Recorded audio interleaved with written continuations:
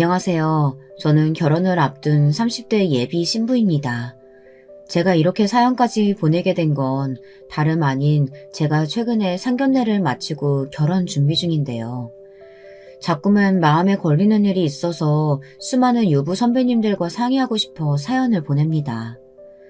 저에게는 남자친구와의 결혼을 망설일 정도로 아주 큰 걱정거리가 하나 있어요. 여러분은 결혼할 남자의 아버지, 즉 시아버지가 어떤 분이든 혹시 괜찮으신가요? 저는 사실 무엇보다 가족 간의 관계가 가장 중요하다고 생각하는 사람이라 시부모님도 좋으신 분이길 바랬습니다. 저희 친정 식구들이 유난히 사이가 좋거든요. 저는 8남매 중에 막내예요. 부모님까지 하면 가족이 10명입니다. 제 나이 또래 친구들 사이에서는 신기할 정도로 형제가 많은 거예요. 그러다 보니 동네에서도 꽤 유명했습니다. 제일 큰 오빠와 제가 거의 20살 차이가 나다 보니까 같이 다니면 오빠가 아빠인 줄 아는 경우가 허다했죠. 덕분에 저는 집에서 귀여움을 독차지하고 자랐습니다. 친구들은 형제가 많으니 매일 치고받고 싸우느라 힘들겠다. 자식을 8명이나 키우려면 부모님이 정말 힘드셨겠다고들 하지만 가족들은 생각처럼 싸우거나 사소하게 티격태격한 적도 없어요. 부모님도 형제들도 워낙 다정하고 사랑이 많은 분위기라 다툴 일이 없었거든요. 더군다나 제가 워낙 어린 막둥이다 보니 다들 저에게 뭐든 양보해주고 알아서 챙겨줬어요. 물론 가족이 10명이나 되다 보니 경제적으로 항상 넉넉지 않았지만 그래도 언니 오빠들이 성인이 되면서 하나 둘씩 취직하고부터는 집안 사정이 조금씩 나아졌거든요. 제가 대학을 갈 정도로 자랐을 때는 언니 오빠들이 시집 장가도 가고 대부분 사회인들이라 언니 오빠들이 십시일반 제 대학 등록금을 4년 내내 내주기도 했습니다. 거기다가 제가 대학을 졸업하고도 시험 준비하느라 바로 취직을 못했어요. 그때도 형제들과 부모님들이 제 뒷바라지를 물심양면으로 해주셨습니다. 그런 부분에 있어서 저는 항상 부모님과 형제들에게 빚이 있는 거나 다름없었죠. 그래서 저는 부모님과 형제들을 위해서라면 뭐든 해주고 싶었어요. 그런 제 마음을 모르는 부모님과 형제들은 아직도 제가 아이 같은지 제가 밥 한 번을 못 사게 한다니까요. 물론 저에게도 항상 좋은 일만 있었던 건 아니에요. 형제가 많고 제가 막둥이다 보니 부모님 연세가 많으십니다. 제가 대학을 입학했을 당시 아버지가 이미 환갑을 훌쩍 넘긴 나이였으니 다들 아버지가 아니라 할아버지인 줄 알았어요. 제일 큰 오빠가 아버지냐고 묻는 사람들도 있었죠. 부모님의 연세가 많은 게 문제라기보다 하루하루 쇠약해지고 건강에 이상이 생기는 게 문제였습니다. 저는 아직 대학생이고 취직도 못했는데 아버지 어머니가 할아버지 할머니가 되어 있으니 걱정되더라고요. 제가 결혼하고 손주 손녀들을 낳는 것까지 다 보셔야 하는데 싶었어요. 더군다나 두 분 다 건강이 좋지 않으셨거든요. 그래서 형제들이 농담조로 막둥이는 무조건 결혼을 빨리 하라고 했어요. 아버지가 하루라도 더 건강하실 때 손잡고 식장에 들어가야 하지 않겠냐면서요. 그런 소리까지 하니 제 마음이 급하긴 했습니다. 그런데 결혼이라는 게 뭐 마음만 먹는다고 되는 건 아니잖아요. 20대 때부터 결혼하겠다고 좋은 사람을 찾아봐도 생각처럼 쉽지 않았어요.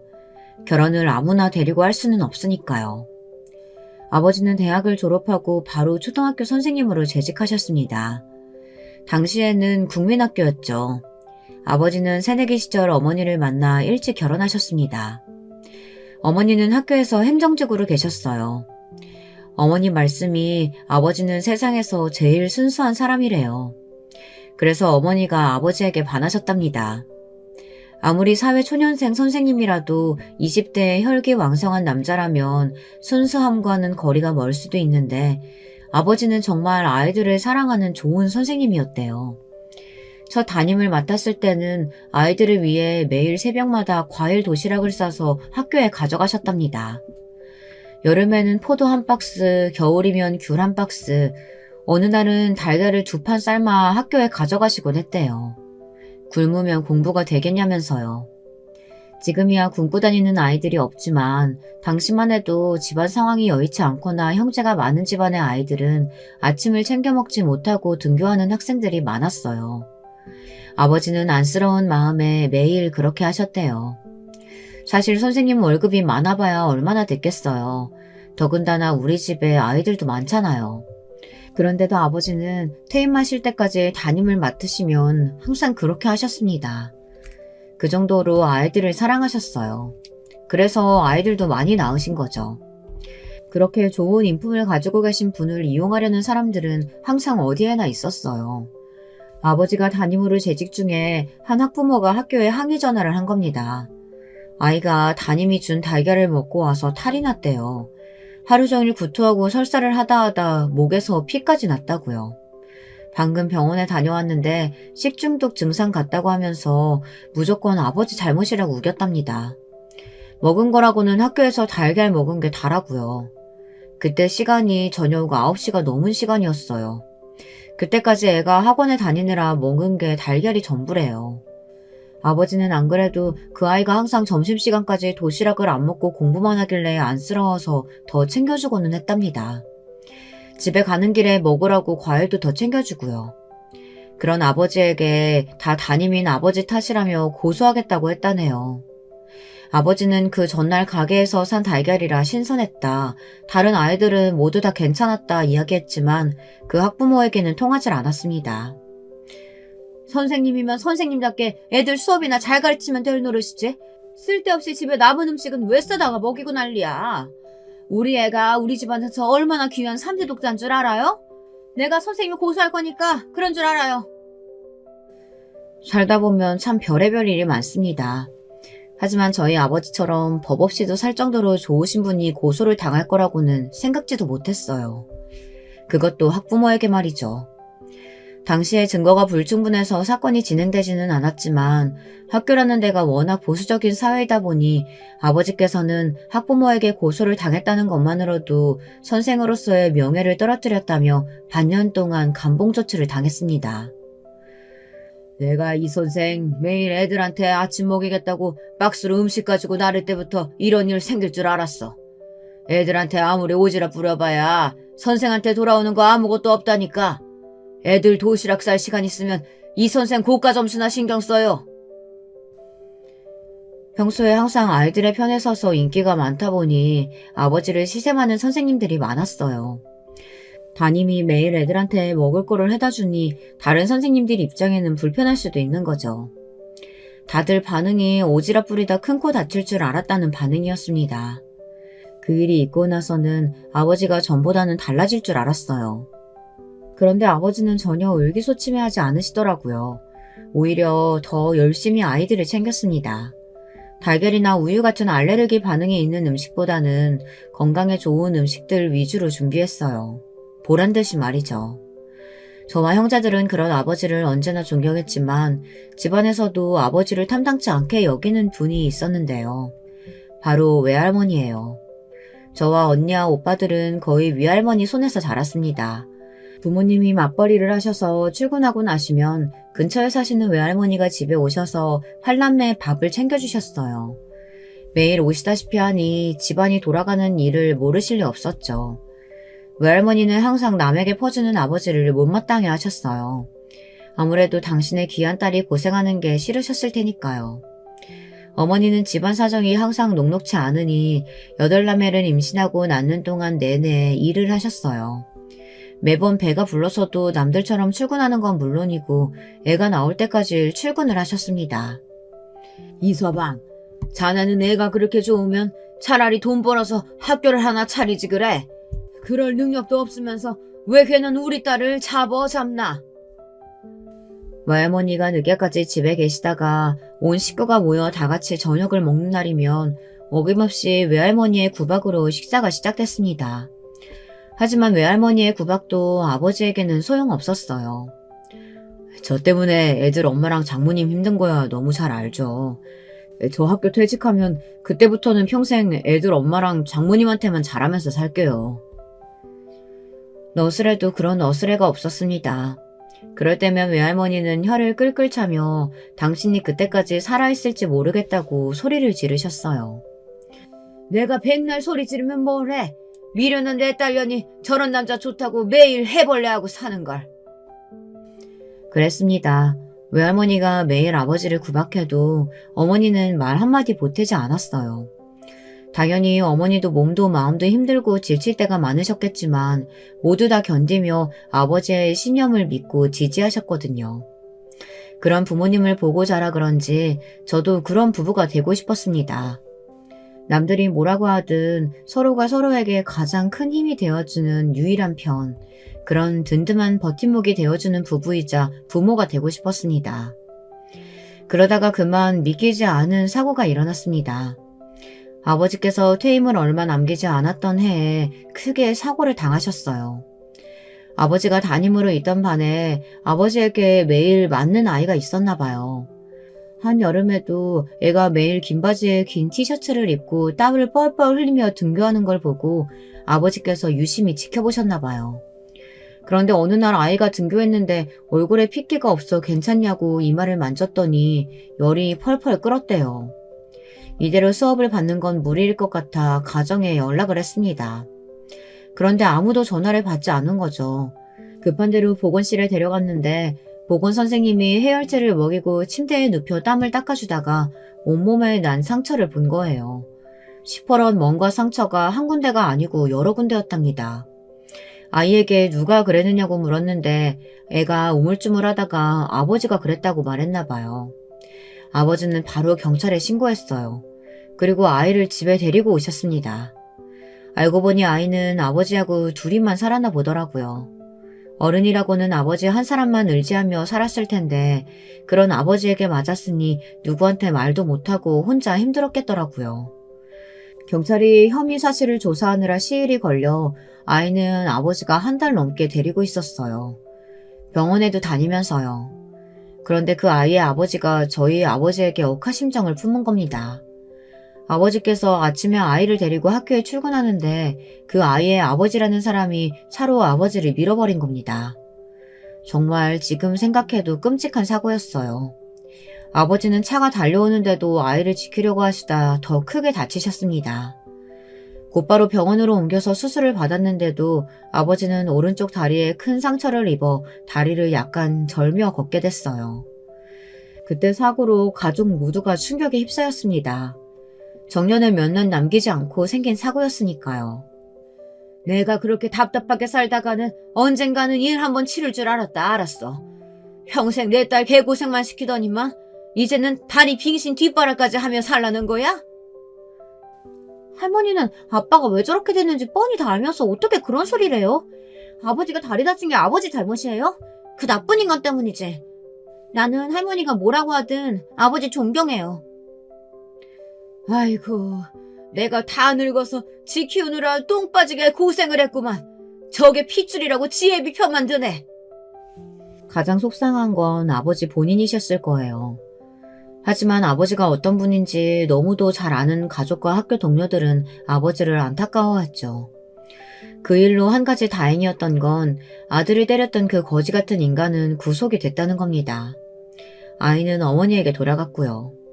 아버지가 하신 일이 헛되지 않았다는 증거였습니다. 아버지는 그런 분이셨어요. 체격은 작지만 마음만은 크고 단단한 분이었죠. 그때부터 아버지는 제 이상형이었습니다. 저는 아버지 같은 사람을 만나 결혼하고 싶었어요. 제가 그런 말을 할 때마다 어머니는 별로 좋아하지 않으셨지만 제 생각은 확고했습니다. 영영 못 찾을 것 같았던 제 이상형을 저는 30을 훌쩍 넘기고 나서야 만났습니다. 그게 바로 제 예비 남편이에요. 남편은 제가 생각했던 배우작감으로 매우 좋은 사람이었습니다. 제가 하는 일이 사실 사람들과 많이 싸워야 하는 일이에요. 저는 변호사입니다. 그것도 기업 경제 관련해서 변호를 맡다 보니 사람들의 몰매를 맞는 일이 많았어요. 남자친구는 제가 다니는 로펌 직원으로 있습니다.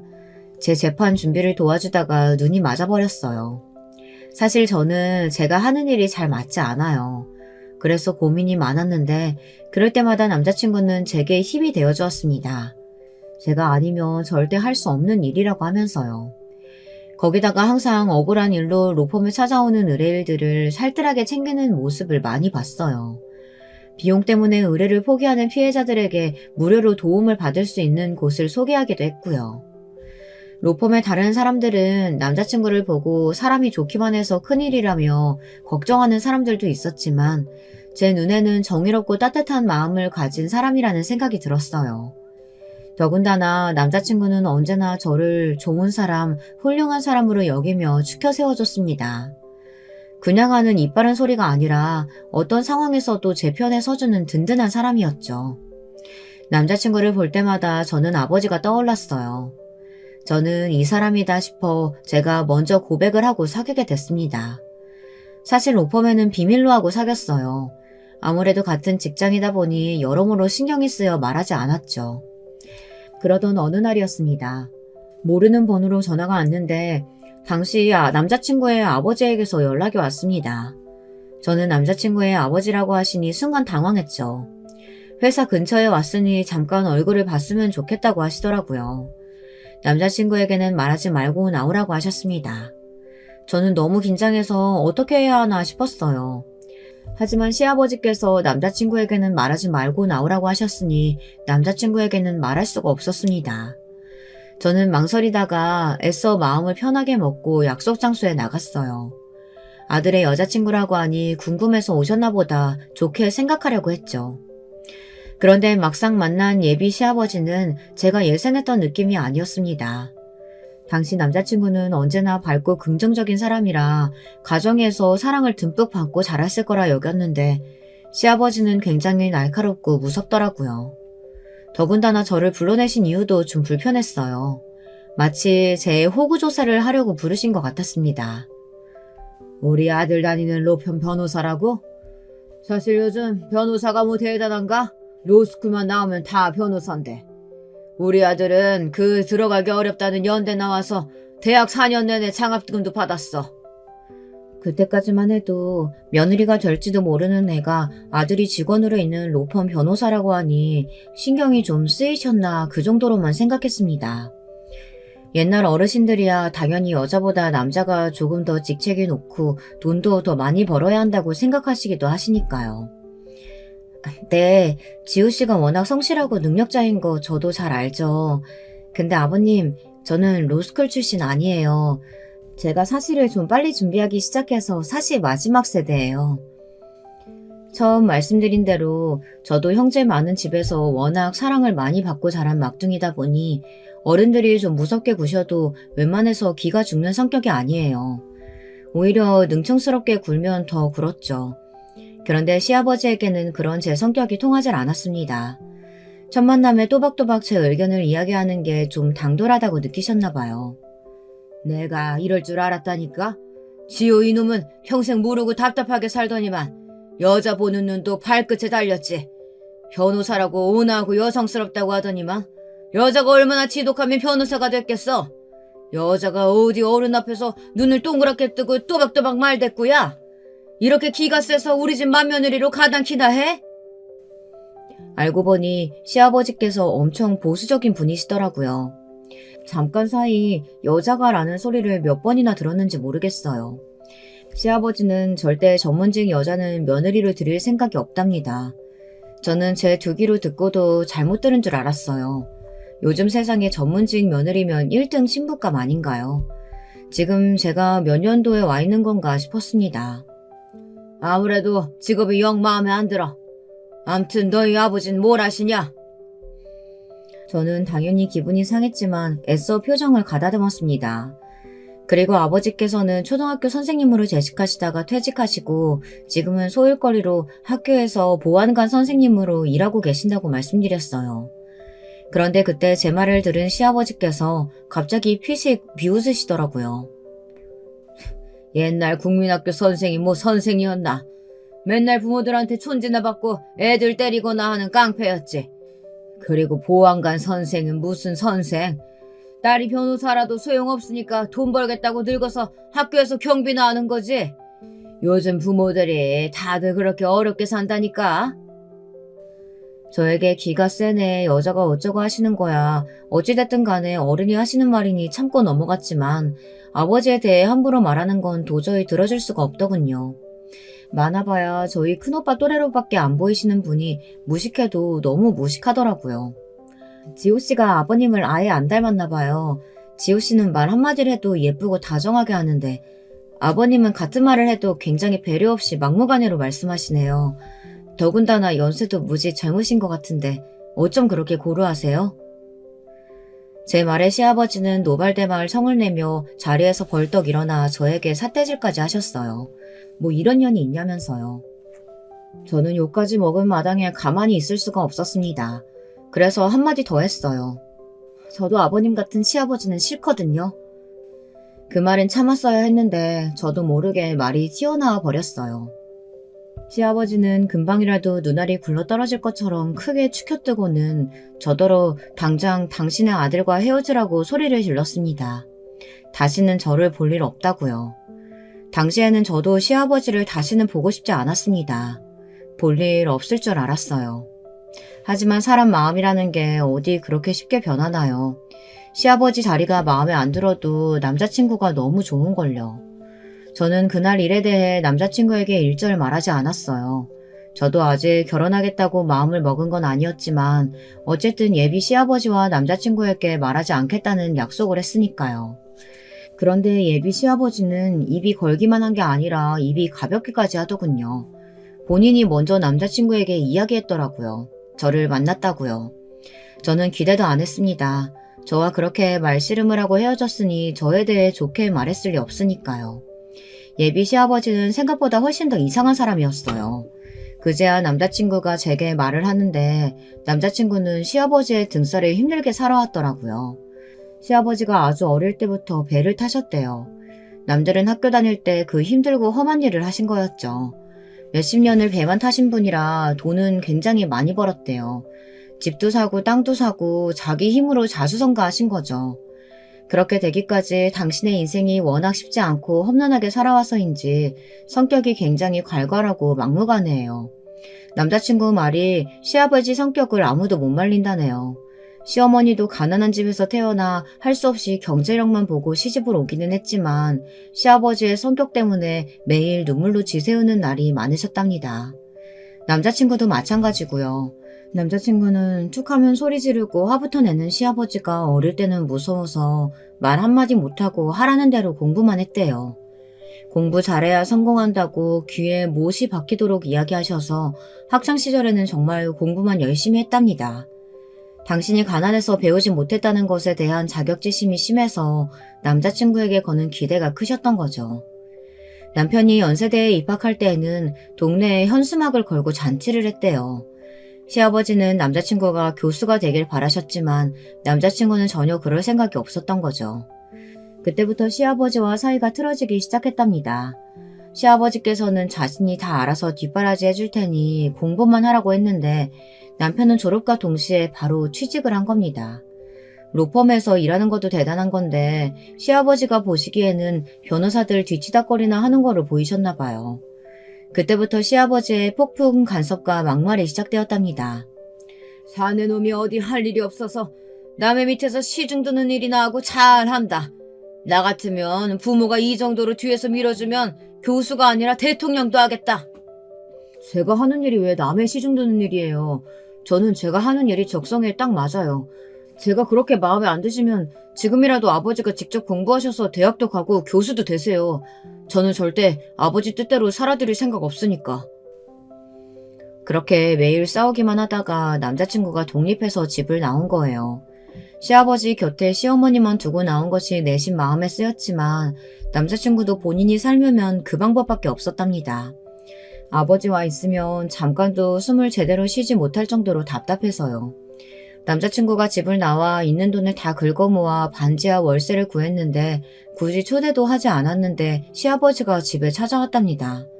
이딴 거지 같은 집이 집이냐로 시작한 잔소리는 아비 없이는 사람 구실도 못하고 사는 멍청한 놈이라는 막말까지 들어야 했답니다. 어쩌다가 이런 한심한 놈을 낳았는지 모르겠다고요. 남자친구가 제일 싫어하는 말이 지엄마 닮아라는 말이라네요. 지엄마 닮아 유약한 놈. 사내 놈이 하필이면 지엄마 닮아서 아무 생각 없이 계집애들처럼 실실 웃고만 다닐 줄 알지. 으이그 쓸데없는 놈. 그런 소리만 듣고 자랐어. 남자친구는 성인이 되어 집에서 나와서도 괴롭힘을 당해야만 했습니다. 어떨 땐 같은 핏줄이라는 게 끔찍하게 싫을 때도 있었대요. 차라리 아버지에게 두들겨 맞기라도 했으면 신고라도 할 텐데 매일 말로 짓밟히고 상처를 주니 마음만 갈기갈기 찢어질 뿐 벗어날 방법이 없었대요. 저를 만나고 돌아간 날도 저에게는 아무 말 하지 말라고 하더니만 시아버지는 남자친구를 찾아가 또 막말을 퍼부으셨대요. 네가 그러면 그렇지. 네가 고른 년이 어디 제대로 된 년이겠냐? 꼴의 변호사라고 어른 앞에서 잘난 척하면서 말하는 꼴악서니가 아주 꼴도 보기 싫더라. 내가 눈이 흙이 들어가도 그런 되바라진 며느리는 못 보니까 당장 헤어지고 다른 여자 찾아. 남자친구도 30년 넘게 아버지란 사람을 겪으면서 수많은 만행을 참고 버텼지만 그때는 참을 수가 없었대요. 자기는 아들이라서 막말을 한다지만 남의 집 귀한 딸한테까지 함부로 구는 걸 보니 도저히 봐줄 수가 없었답니다. 그 순간은 남자친구도 아버지라는 사람과 아예 연을 끊어야겠다 싶어 심한 말을 퍼부었대요. 정말 더는 못 참겠어요, 아버지. 아버지가 뭘 한다고 남을 판단하고 멋대로 무시하세요? 아버지가 그럴 자격이 있어요? 고작 국민학교도 간신히 졸업한 분이 세상 돌아가는 이치를 무슨 수로 안다고. 자꾸 이렇게 무식한 티 내시면 저 결혼할 때 식장에도 못 오게 할 테니까 그런 줄 아세요. 뭐야? 이 자식이 여자 때문에 아비랑 인연이라도 끊겠다는 거야? 여자 때문이 아니라 제가 아버지한테 정 떨어지고 치가 떨려서 더는 보고 싶지 않아서 이러는 거예요. 아버지랑 저 인연 끊어도 저는 상관없어요. 남자친구는 진심이었답니다. 아버지와 연을 끊을 수만 있다면 몸속 피까지 다 뽑아내고 싶은 심경이라고요. 시아버지는 괘씸하다며 남자친구의 머리통을 갈기려고 달려들었지만 남자친구는 쉽게 피해버렸답니다. 얼마 전까지 그 험난한 배를 탔다고는 해도 한창 때인 남자친구를 당해낼 수야 없었죠. 그날 이후 남자친구는 달라졌습니다. 더는 시아버지의 말대로 살지 않겠다고 새롭게 태어난 거죠. 지금까지 아버지가 무서워서 할 말도 못하고 바보처럼 참고만 있었던 게 후회가 된답니다. 마음을 먹은 김에 남자친구는 제게 프로포즈를 했어요. 그리고 곧바로 직장인 대출을 받아 전셋집을 구했습니다. 남자친구는 우리 집에 인사도 왔어요. 부모님과 식사도 하고 언니 오빠들도 만나 이미 귀여운 막내 사위 노릇을 톡톡히 하고 있었습니다. 저는 남자친구와 결혼에 대해 구체적인 미래를 이야기하면서 화목한 가정을 꿈꿨어요. 하지만 내심 마음에 걸리는 일이 있었습니다. 엄연히 남자친구 부모님도 계신데 저는 아직 남자친구 부모님에게 결혼 허락을 받지 못한 거니 여러모로 신경이 쓰였어요. 저의 그런 마음을 남자친구에게 털어놓자 남자친구도 며칠 고민하더니 자신의 어머니만이라도 만나 가볍게 식사라도 하자고 하더라고요. 저는 그렇게라도 먼저 인사드리는 게 도리인 것 같아 남자친구의 어머님을 만났습니다. 예비 시어머니는 전에 만났던 예비 시아버지와는 너무도 달랐어요. 물론 부부라고 다 비슷한 건 아니지만 달라도 너무 달랐습니다. 시어머니는 너무 우아하시고 고상했어요. 말씀도 조용조용 단아하게 하시고요. 이런 분이 어떻게 그렇게 버럭버럭 소리 지르시는 분과 30년 넘게 사셨을까 싶었습니다. 저는 예비 시어머니를 만나고 나서야 불안했던 마음이 어느 정도 풀렸어요. 예비 시아버지를 만나고 나서 사실 이래저래 고민이 많았거든요. 그런데 시어머니는 너무 좋았어요. 남자친구가 어머니를 쏙 빼닮은 거더라고요. 다정하고 자상하신 게 너무 좋았습니다. 아가씨가 너무 밝고 귀여운 게 우리 아들 짝으로 너무 잘 어울리네. 우리 아들이 겉으로 보기에는 점잖아 보이는 것 같아도 속에는 남모르게 꾹 참고 있던 것들이 있거든. 둘이 서로 잘 보살펴주면서 살아주면 난 그걸로도 고맙고 충분할 것 같아요. 예비 시어머니는 저에게 남자친구를 잘 부탁한다고 하셨습니다. 그리고 시아버지께서 했던 말들에 상처 많이 받았을 텐데 대신에 미안하다며 사과까지 하셨어요. 앞으로 가족이 되면 시아버지 몫까지 대신에 2배, 3배로 사랑을 주시겠다고 하시면서요. 그 이야기를 듣는데 저도 모르게 울컥했습니다. 그 말 한마디에 전부를 알 수는 없지만 그래도 지금까지 남자친구와 예비 시어머니가 얼마나 고달프고 힘들게 살아오셨을지 마음으로 느껴지더라고요. 예비 시어머니를 만나고 난 이후 저는 남자친구와의 결혼에 더 큰 확신을 가졌어요. 시아버지가 좀 이상하고 별나면 어때요? 다른 가족들끼리 똘똘 뭉쳐 서로 아껴주며 살다 보면 시아버지도 연세가 드시면서 자연스럽게 고집도 좀 꺾이고 달라지시겠지. 이런 작은 기대를 걸어보았습니다. 그런데 역시나 사람은 변하는 게 아닌가 봅니다. 예비 시어머니와 제가 따로 만났다는 사실을 알게 된 예비 시아버지가 아주 난리를 피우셨나 봐요. 시어머니를 아주 쥐잡듯이 잡으셨나 보더라고요. 저와 남자친구가 데이트하고 있는데 남자친구에게 예비 시아버지가 전화를 하셨어요. 남자친구는 받지 않았습니다. 그러자 곧바로 예비 시어머니의 번호로 전화가 다시 걸려오더군요. 남자친구는 뭔가 일이 생겼구나 싶었는지 곧장 전화를 받았습니다. 네가 감히 나를 빼돌리고 결혼하겠다고 뒤로 술 쓰고 다녀? 네가 오면이 내 호적에 있는 내 아들인데 내 허락 없이 결혼할 수 있을 것 같냐?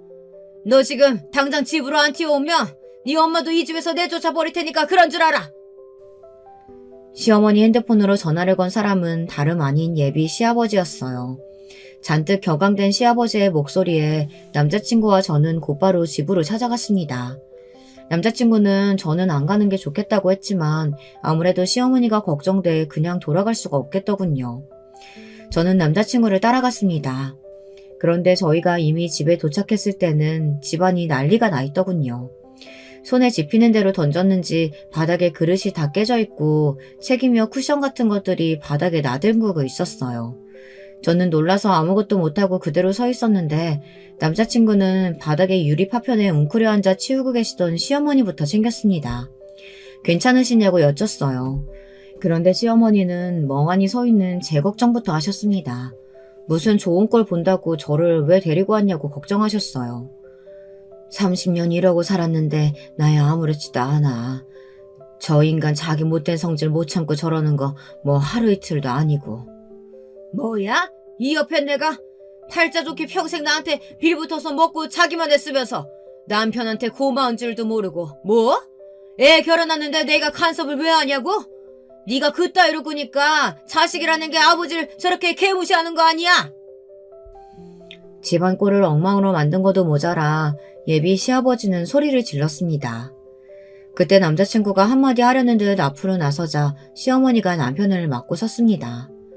그러더니 갑자기 성큼성큼 시아버지에게 다가갔어요. 찰싹. 그리고 곧바로 믿기지 않는 일이 벌어졌습니다. 예비 시어머니께서 예비 시아버지의 뺨을 때리신 거예요. 저와 남자친구뿐만 아니라 시아버지도 적잖이 놀라셨는지 눈이 휘둥그레지셨더군요. 연병하고 있네. 너만 성질 있는 줄 알아? 내가 지금까지 내 아들 아비 없이 키울 수 없어서 참고 있었지만 이제 더는 아니야. 내가 당신이랑 이혼할 거야. 내일 당장 법원 가서 서류 낼 테니까 그런 줄 알아. 원래 속에 화를 참고 사는 사람들이 한번 터지면 무서운 거라더니만 예비 시어머니는 30년 넘게 참고 살아온 울분을 한 번에 내지르셨습니다. 방에 들어가 짐을 싼 캐리어를 가지고 나오셨어요. 예비 시아버지가 네가 뭐가 있다고 나가냐고 비아냥거리셨지만 시어머니는 콧방귀도 뀌지 않으셨습니다. 당신이 우리 아들 괘씸하다고 작년에 내 이름으로 사준 오피스텔 그거 있잖아. 그 오피스텔 계약서랑 도장 내가 다 가지고 있어. 내가 이 나이에 어디 가서 혼자 못 먹고 살 줄 알아? 내가 식당에서 설거지 하더라도 너랑은 죽어도 못 살아. 예비 시어머니는 정말 그대로 집을 나가셨습니다. 시아버지께서 원래 아들에게 주려고 점 찍어준 오피스텔이 있었는데 아들이 자신의 말을 안 듣고 월세를 얻어 나갔다는 이유로 화가 나서 욱하는 마음에 시어머니 명의로 사줬다고 하더라고요. 남자친구의 마음이 변할 수도 있으니 지금까지 공실로 둔 상태로요. 집을 나와 남자친구는 자신이 구한 전셋집으로 가자고 시어머니에게 이야기했지만 시어머니는 극구 사양하셨습니다. 혼자 지내고 싶으시대요. 지금까지 시아버지 옆에서 수발들며 고생한 보상이 그 오피스텔 가지고는 턱도 없지만 어쨌든 안 보고 살면 속이라도 편할 것 같다고요. 저와 남자친구는 시어머니가 걱정됐지만 당분간 혼자 계시고 싶다고 해서 오피스텔에 모셔다 드리고 왔습니다. 단 며칠이라도 쉬게 해드리려고요. 그런데 예비 시어머니가 집을 나간 지 한 달도 되지 않아 다시 집으로 돌아가셨어요. 예비 시아버지가 시어머니에게 사정을 하셨답니다. 다시 돌아오라고요. 그 못된 성질의 시아버지가 콧대 높은 자존심을 꺾고 사정을 하셨다는 게 믿기지 않았지만 그럴 수밖에 없는 사정이 있으셨나 보더군요. 시아버지는 평생 혼자 물도 한 번 안 떠다 드신 분이라네요. 시어머니에게 온갖 수발을 다 받고 사신 분이 한 달이나 혼자 살았으니 개고생을 하신 거죠. 결국은 백기를 들고 시어머니에게 사과하셨답니다. 시어머니는 시아버지가 싹싹 빌려오실 줄 알았나 봐요. 어머니는 이때다 싶으셨는지 조건을 거셨답니다. 저와 남자친구의 결혼에 군소리 말고 허락하라고요. 저와 남편은 결혼 허락을 받기는 했어요. 저는 허락을 받기는 했지만 영 마음이 찜찜했습니다. 혼자 끙끙 걱정해봐야 뭐하겠어요. 시간은 속절없이 빠르게 흐르는걸요. 어느새 상견례 날이 밝았습니다. 저는 긴장이 돼서 자꾸만 입술이 바짝바짝 마르는데 남자친구는 생각보다 태연하더라고요. 저는 남자친구에게 긴장되지 않냐고 물었습니다. 남자친구는 하나도 긴장이 안 된다네요. 오늘만 지나면 자기랑 나랑 공식적인 예비 부부인데 뭐가 걱정돼. 나는 너무 좋기만 한데. 자기 아버님께서 날 미워하시잖아. 우리 부모님 앞에서 나 믿다고 결혼 못 시킨다고 하시면 어쩌지? 나한테만 말하는 거면 몰라도 우리 부모님 앞에서 그러시면 나 진짜 너무 속상할 것 같아. 저는 예비 시아버지를 만나기도 전부터 심장이 쿵쾅거렸어요. 남자친구의 아버지가 저도 시아버지로서 마음에 들지는 않았지만 그렇다고 남자친구와 헤어질 수는 없었으니 만나기 전에 긴장되는 건 어쩔 수 없었어요. 내가 그런 일 겪게 할 것 같아? 다 내가 알아서 할 테니까 걱정하지 마. 나만 믿어. 상견례 날 남자친구의 모습은 어쩐지 평소랑은 달랐습니다. 뭔가 확신에 찬 사람 같았어요. 저는 상견례에 오기 전에 남자친구가 예비 시아버지와 단판을 짓기라도 한 건가 싶어 내심 안심이 되기도 했습니다. 그런데 곧바로 시작된 상견례장은 제 우려대로 엉망으로 흘러갔습니다. 역시나 사람은 변하는 게 아니에요. 시아버지는 사리분별을 아예 못하시는 분이었습니다. 부모님과 저희 형제들이 상견례 장소에 도착했다고 해서 저와 남자친구가 식당 안으로 모셨습니다. 워낙 대식구다 보니 대표로 큰오빠와 큰언니만 상견례에 참석했어요. 저는 먼저 시부모님께 언니 오빠라고 소개를 했어요. 그런데 개념이라고는 없는 시아버지가 대뜸 한 소리를 하더군요. 아이고, 나는 오빠 언니가 아니라 사돈이 들어오는 줄 알았네. 얼추 보면 내 또래로 보이겠는데? 굳이 안 해도 될 말을 하는 시아버지의 허리를 남자친구가 쿡 찔렀습니다. 그런데 여기서 끝이 아니었어요. 시아버지의 만행은 이제 시작이었습니다. 아버지께서 지팡이를 짚으시고 어머니와 함께 식당에 들어오셨어요. 그런데 시아버지께서 갑자기 자리에서 벌떡 일어나더니만 버럭버럭 소리를 질렀어요. 아버지를 향해 손가락질까지 하면서요. 아이씨고 유지요, 이 정신 나간 놈 같으니 경비원도 모자라 나한테 다리까지 빙신인 사돈을 보라는 거냐? 시아버지는 남자친구의 머리통을 한 대 쥐어박더니만 대놓고 아버지를 모욕하셨습니다. 그러자 옆에 계시던 시어머니의 얼굴이 붉게 타오르더군요. 당신 사돈들분들 앞에서 지금 뭐 하는 거예요? 부끄럽지도 않아요? 사돈은 무슨. 당신이 이렇게 무르게 구니까 아들놈이 그 좋은 대학 나와서 남의 밑에서 시중 드는 일이나 하고 있는 거 아니야? 더 볼 것도 없어. 난 저런 거지 같은 집안이라는 건 절대 사돈 못 맺으니까 결혼 엎어! 순간 저는 너무 화가 나서 눈이 횟가닥 도는 줄 알았습니다. 무식해도 어떻게 저런 무식한 인간이 있을 수 있을까요? 저희 아버지 연세가 8순이세요. 그 연세에 다리를 절면서도 학교에서 경비 일을 하고 계십니다. 자식들이야 매일 아버지를 말리죠. 제발 몸 생각해서 그만 일하시라고요. 하지만 아버지는 죽을 때까지 아이들이 있는 학교에 남는 게 꿈이랍니다. 평생의 낙이라고요. 제가 무슨 자격으로 아버지의 꿈을 막을 수가 있겠어요. 그런데 그런 분에게 큰아들 정도 나이밖에 안 되는 사람이 감히 그딴 소리를 하니 들어줄 수가 없었죠. 저는 남자친구와 헤어지는 한이 있어도 시아버지를 가만두지 않을 생각이었습니다. 그때였습니다. 남자친구가 시아버지 앞을 가로막고 섰어요. 아버지 앞에서 언제나 겁에 질린 어린아이 같은 모습을 하던 남자친구가 무슨 일인가 싶었습니다. 그런데 남자친구가 뜬금없는 소리를 했어요. 갑자기 시아버지에게 당장 사과를 하라고 소리를 질렀습니다. 제가 마지막으로 드리는 기회예요. 후회하지 마시고 지금 바로 아버님께 사과하세요.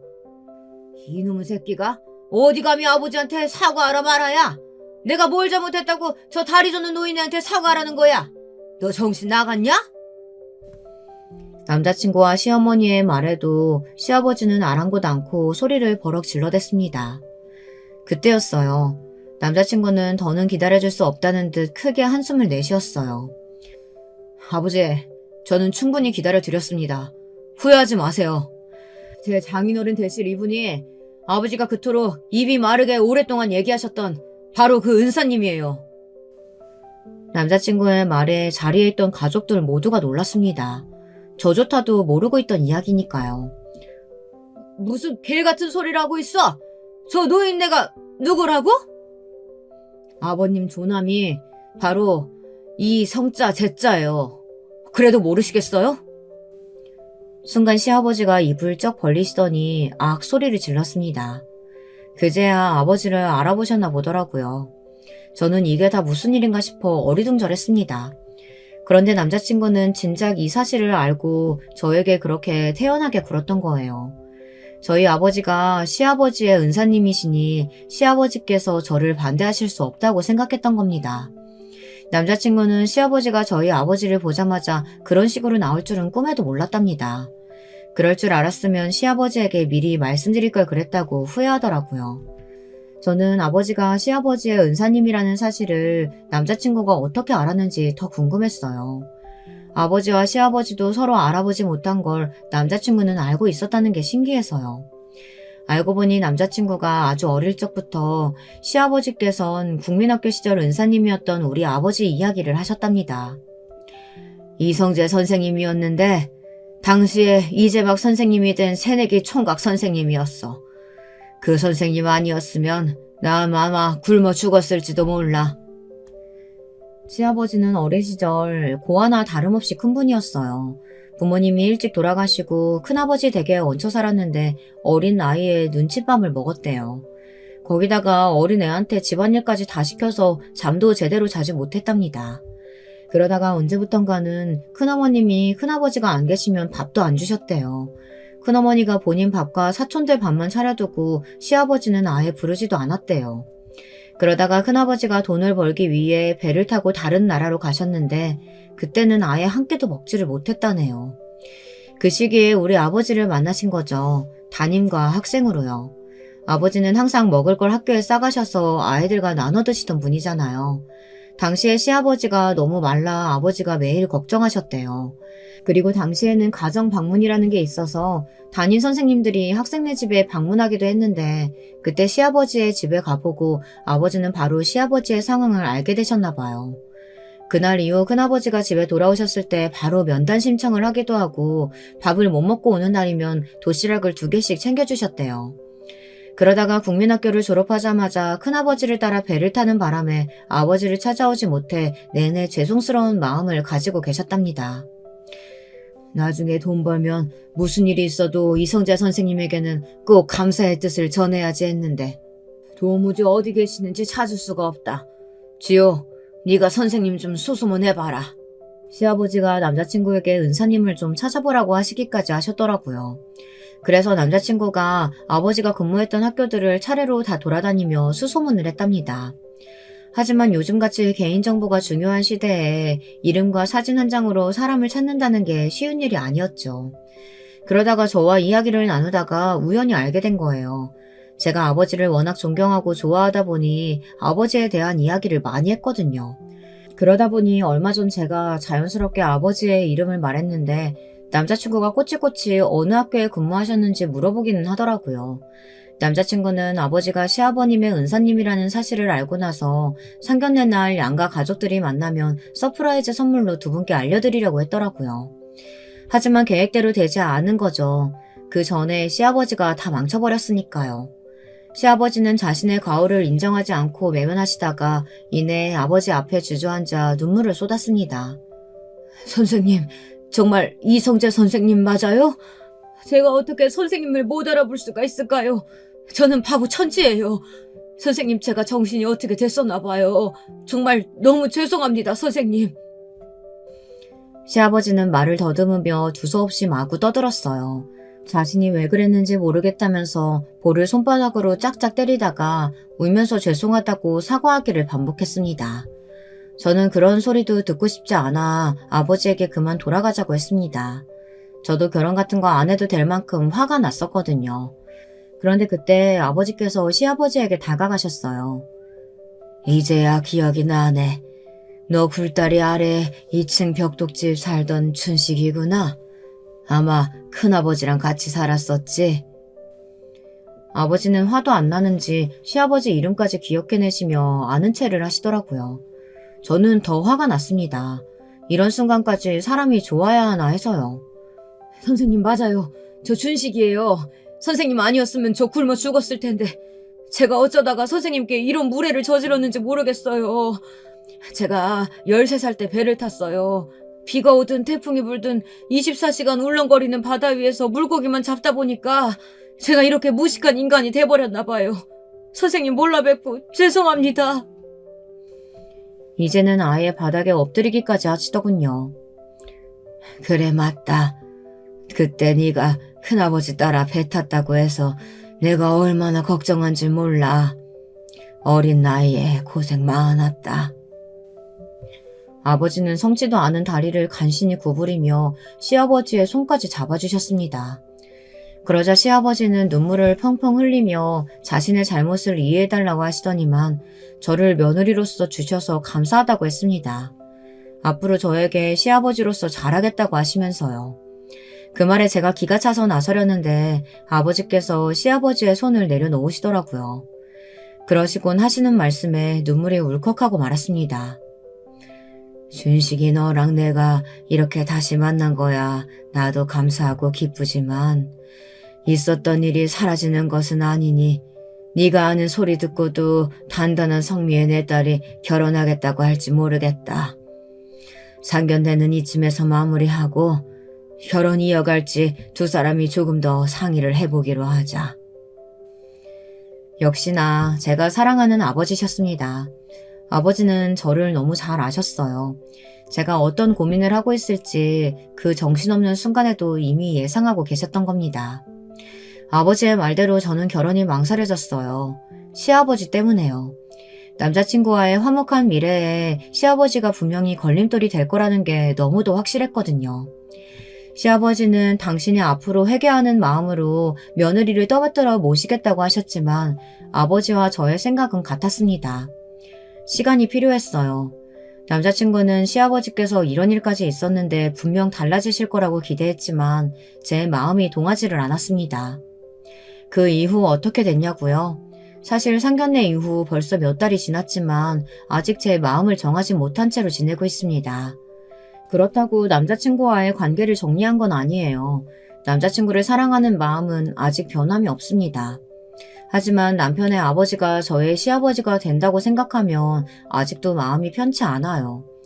그날 이후 시아버지는 이사들이 모두 다 자신의 잘못임을 인정하고 주말마다 우리 집으로 출근하십니다. 그럴 때마다 아버지는 문을 열어주세요. 아버지에게 그토록 큰 잘못을 하셨지만 당신의 제자이니 마음으로 품어주시는 거겠죠. 세아가 지호한테 들으니까 네가 초콜릿 좋아한다고 하더구나. 이거 내 주변에 배 타는 후배한테 부탁해서 유럽에서 사온 초콜릿이야. 이거 받고 우리 아들도 다시 한번 받아줘. 제게 사정하시는 모습이 정말 그전에 봤던 분과 같은 분인가 싶더군요. 너무 달라져서요. 저는 아직도 혼란스럽습니다. 제가 본 모습 중 어떤 모습이 시아버지의 진짜 모습인가 싶어서요. 처음 말씀드린 대로 많은 유부 선배님들은 어떠십니까? 시아버지가 어떤 사람이든 제가 사랑하는 사람이라면 상관없이 결혼할 수 있으시겠어요? 저는 아무리 생각해도 모르겠어요. 아버지는 저의 선택을 존중한다고 하셨지만 저는 아직도 자려고 누우면 시아버지가 저희 아버지에게 소리를 지르며 무례하게 굴던 모습이 떠올라요. 이대로 남자친구와 결혼한다면 시아버지를 볼 때마다 그날이 떠오르며 제 마음이 편하지 않을 것 같습니다. 여러분이 좀 도와주세요. 저는 어쩌면 좋을까요? 여러분들의 의견 댓글로 달아주시면 하나하나 읽고 참고하도록 하겠습니다. 지금까지 저의 고민 끝까지 들어주셔서 감사합니다. 여러분의 가정에는 항상 행복한 일만 가득하길 바라겠습니다. 여러분, 두 번째 사연 시작하기 전에 좋아요와 구독 꼭 눌러주실 거죠? 그럼 두 번째 사연 바로 시작합니다. 안녕하세요. 저는 서울에 거주하고 있는 40대 후반 여자입니다. 항상 재밌게 듣기만 하다가 오늘은 저도 한번 제보하게 되었습니다. 제가 오늘 제보하게 된 얘기는 심호와 관련된 내용이에요. 저는 남편과 대학 동아리에서 만나게 되었는데 저는 아직도 남편의 첫인상이 기억날 정도로 강렬했어요. 남편은 제가 동아리에 들어간 첫날 청재킷을 입고 동아리방에 다른 선배와 웃으며 들어왔는데 제가 먼저 첫눈에 반하게 되었어요. 그리고 정말 말 그대로 졸졸 쫓아다녔고 결국 연애까지 성공하게 되었죠. 저는 남편의 외모를 보고 반하게 되었지만 사실 남편은 성격이 더 좋았어요. 자상하고 다정하고 무엇보다 진취적인 모습이 참 마음에 들더라고요. 나중에 알고 보니까 남편은 3남매 중 첫째였고 장남으로 태어나서 누구에게 의지하지 않고 독립적인 것 같다고 남편은 저에게 말했습니다. 저는 처음에 3남매라는 소리를 듣고 자세히 물어봤었는데 막내가 여자라는 거예요. 막둥이가 여자면 정말 예쁨 많이 받았겠다. 딸 낳고 싶으셔서 계속 낳으셨나? 아니, 우리 엄마는 셋째도 아들이길 바라셨어. 그래서 삼형제를 원하셨는데 딸이 나왔다고 하시더라. 보통 형제를 키우시면 한 명쯤은 딸을 바라시던데 정말 남아선호 사상이 심하다고 생각했어요. 그래도 그때는 제가 결혼할 줄 몰랐으니까 그냥 넘겼던 기억이 나요. 남편은 저와 연애를 하다가 중간에 군대에 가게 되었어요. 저는 정말 남편의 면회란 면회는 다 갔습니다. 아직도 군대 얘기가 나오면 남편을 괜히 한 대 치게 될 정도로 지극정성이었죠. 그래도 제가 좋았으니 면회도 간 거겠죠? 사실 저도 처음 가보는 거라 재밌더라고요. 그렇게 남편은 전역을 하게 되었고 둘 다 졸업도 하게 되고 굉장히 자연스럽게 결혼 얘기가 나왔어요. 결혼은 단순히 우리 둘이 좋다고 해서 되는 게 아니잖아요.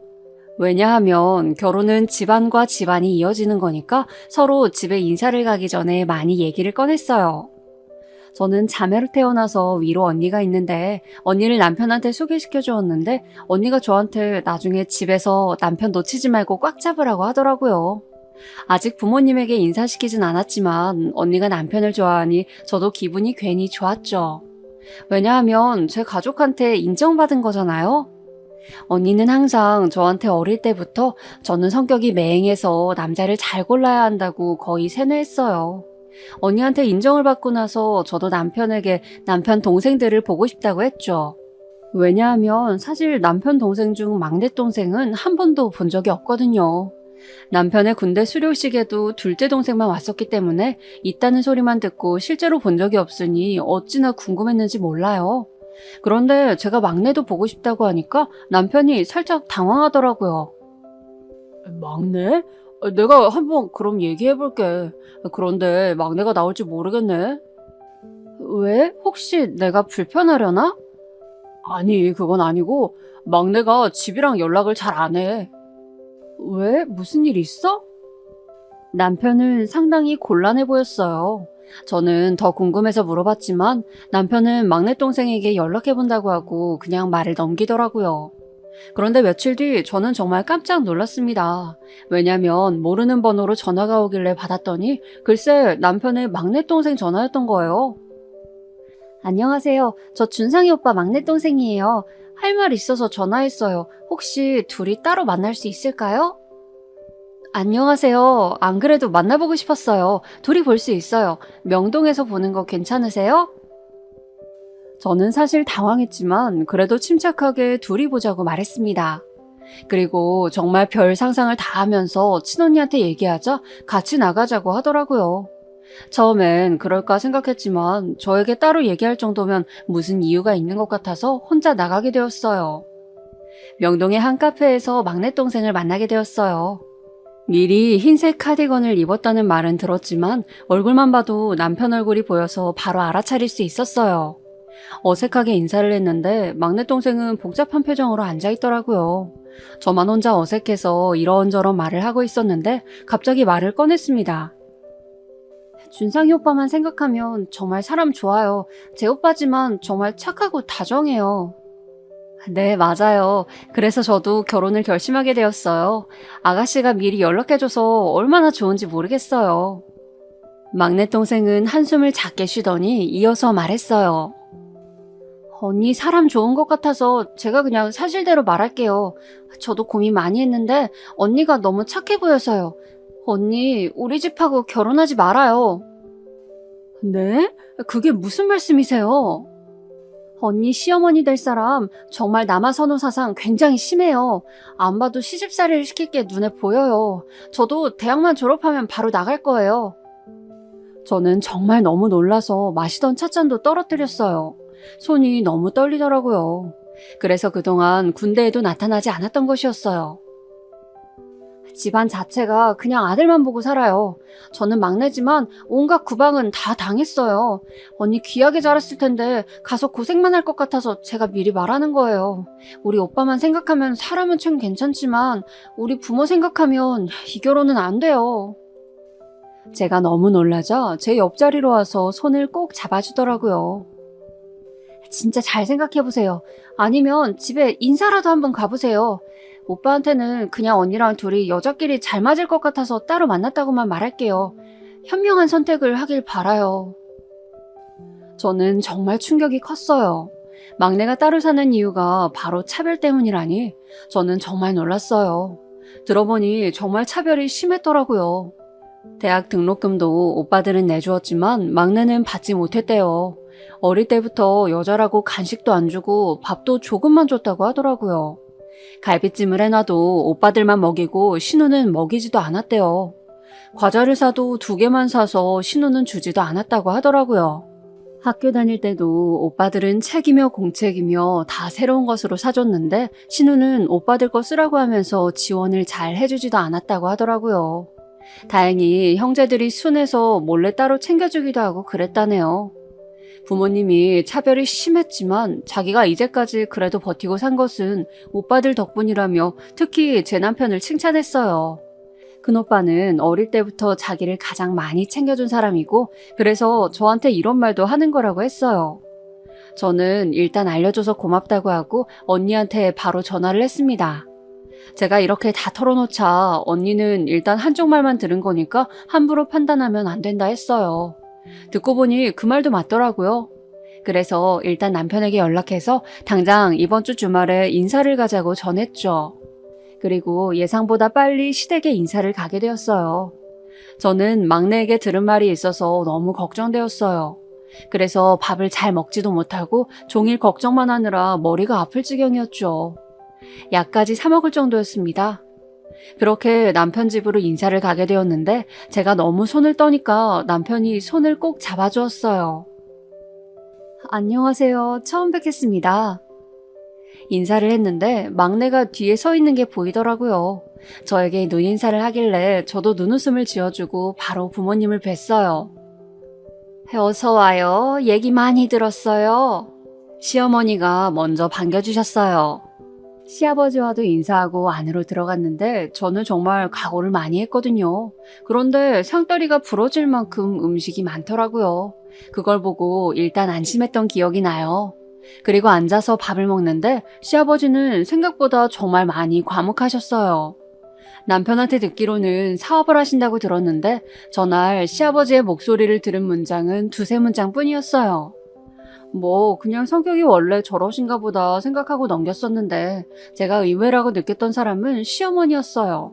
분명 시누이는 저에게 경고했었는데 시어머니는 생각보다 저에게 친절하더라고요. 아들을 많이 예뻐하시는 것은 저도 느꼈지만 저에게도 잘해주시더라고요.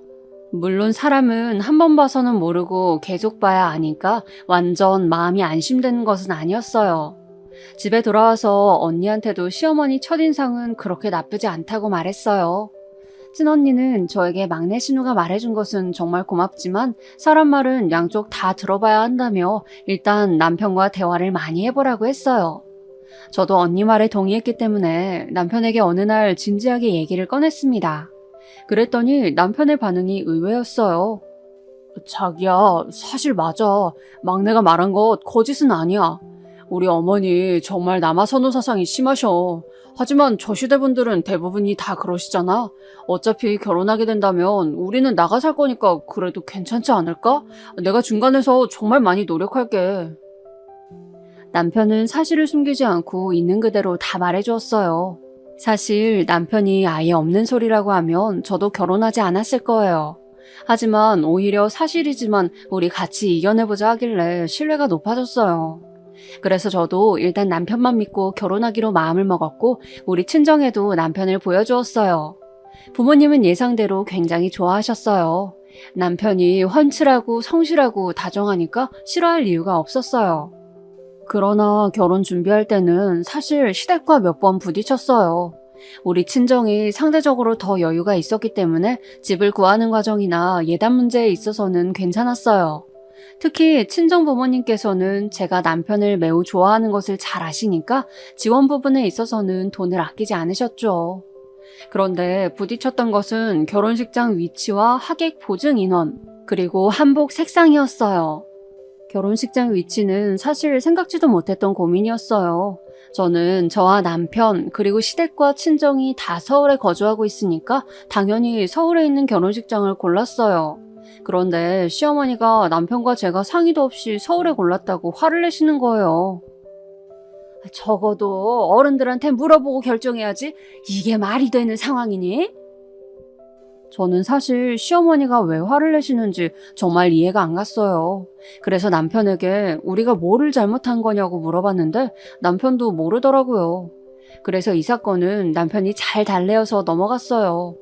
그런데 하객 보증 인원 관련해서는 우리 부모님도 조금 곤란해하셨어요. 시아버지가 사업을 하신다고 했는데 사실 우리 친정아버지도 사업을 하세요. 저는 양측 다 아버지가 사업을 하시니까 보증 인원을 넉넉히 잡으려고 했어요. 그런데 시어머니가 그걸 아시더니 저한테 대놓고 서운하다고 하시는 거예요. 벌써 이렇게 나오면 어떡하니? 시댁 무서운 줄을 모르네. 나는 정말 너무 서운하다가 너희 아버지 사업 잘 된다고 으스대는 거니? 이런 식으로 우리 집 눈치 주는 거야? 어머님, 저는 무슨 말씀인지 잘 모르겠어요. 보증 인원이 너무 많으면 조금 줄일까요? 정말 끝까지 이러네? 정말 실망이다. 저는 보증 인원이 문제인지 뭐가 문제인지 정말 이해가 안 갔어요. 시어머니 화법이 정답을 얘기 안 하시고 빙빙 돌리는 화법이신지 그때 처음 알게 되었어요.